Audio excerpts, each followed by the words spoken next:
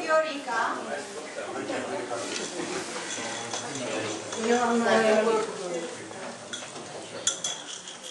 ciocnic.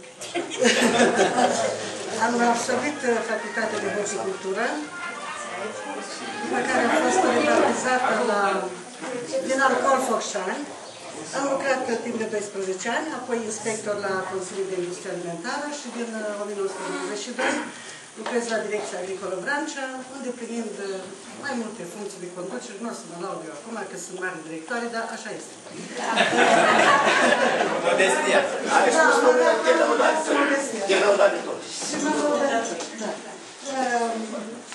Sunt căsătorită de sub aspect personal familiar, sunt căsătorită de 41 de ani, am un băiat în vârstă de 40 de ani, acum pe data de 19, am primit 40 de ani, să rămână.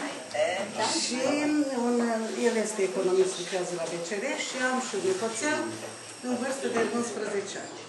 Eu vă mulțumesc și mă bucur că am reușit și eu, de fapt este vina mea că nu am venit până acum, dar mă bucur nespus că am reușit de data aceasta și mulțumesc colegii Angelica pentru eforturile pe care le-a făcut pentru a mă identifica. Asta, da.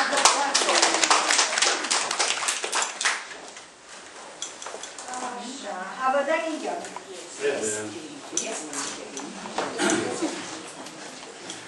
Pentru întâlnirea de astăzi, vreau să aduc un omagiu deosebit cadrului didactice care m-a format. Pentru că au avut o influență foarte mare asupra personalității mele, pentru că am îmbrăcat cariera didactică. Îmi pare rău că doamna președinte nu este aici, domnul profesor de matematică care m-a format nu sunt aici, pentru că m-am orientat spre matematică. Am urmat cursul facultății de matematică, am absolvit în 1972 și este un moment aniversar anul acesta, când împlinesc 40 de ani de activitate de profesor matematică. Între timp,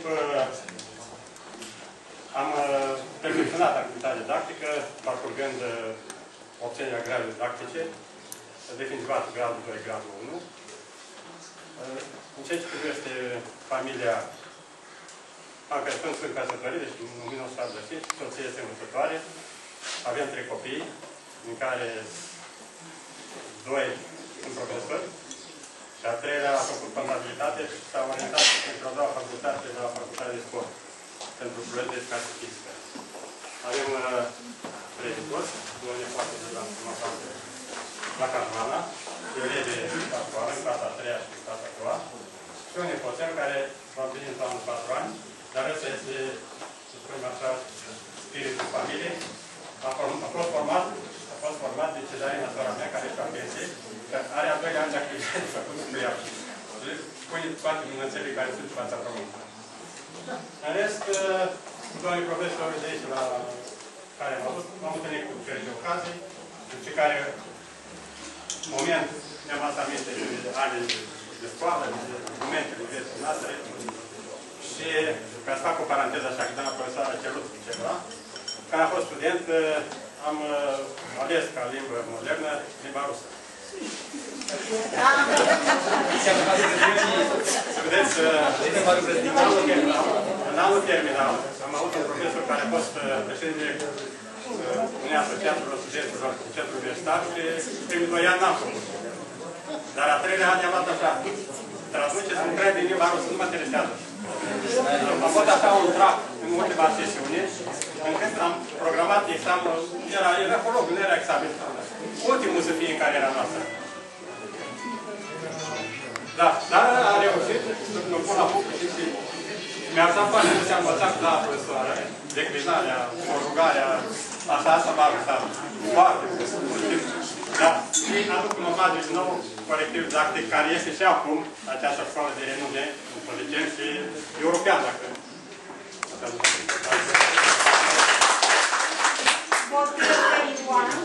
Are nuntă cu fata astăzi. Butan cu Veronica.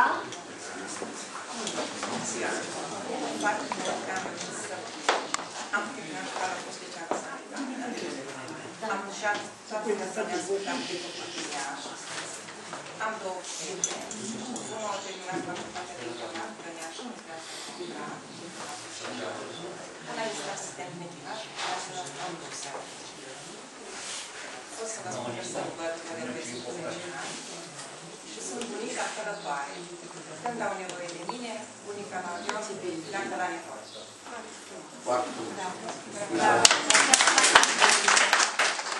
Dana Vasile, Chelanu Dorina. Îmi pare foarte bine că am ajuns, am reușit și eu să ajung. Sunt la Alba Iulia, am fost inspector la auzitor foarte mare, până la închidere, după aia m-am pensionat.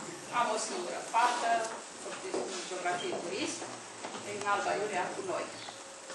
Și atât, pentru că n-am avut, sunt căsătorit. Nici o avere.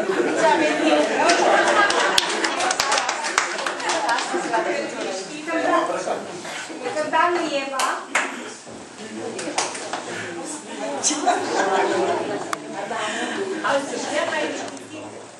Mă bucur că am ajuns și eu aici. Îi mulțumesc lui Angelica, că a insistat foarte mult, că nu aveam alte planuri.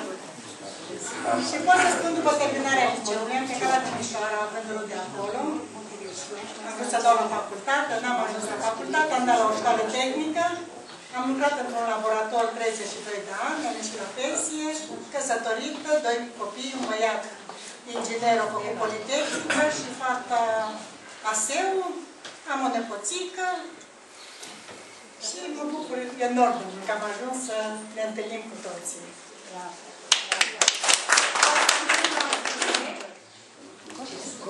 Constantin Vasile. Coroi Eugen. Inginer la Sibiu. Roitoru Ilie.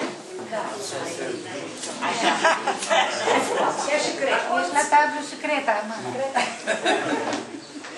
În perioada în care am absolvit liceul numărul 2 Fălticeni, părerea mea și nu numai a mea, era un liceu de prestigiu, concura pe bune cu liceul numărul 1. Avem domnii profesori care servesc ambele instituții, dar trebuie să fii de acord. Este și pentru asta le mulțumim la toți profesorii noștri, dar au avut și materie primă, nu? Care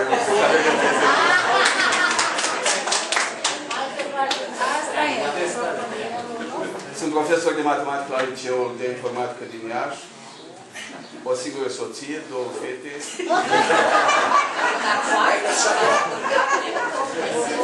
Mi-am dat seama în timp că eu sunt și notar, că pun note, dar și mediator, închei medii, profesor.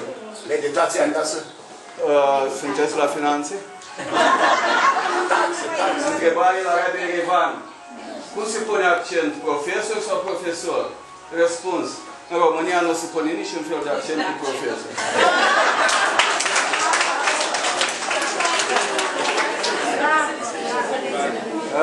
Niște secvențioare din liceu. La internat fiind, dormitoarele erau dislocate și saltelele erau puse pe un hol unde viețuiam noaptea.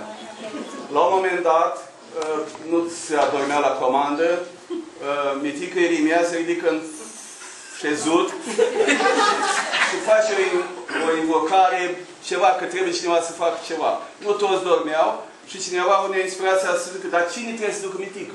Tout le monde de dormitor. Ai văzut și poate.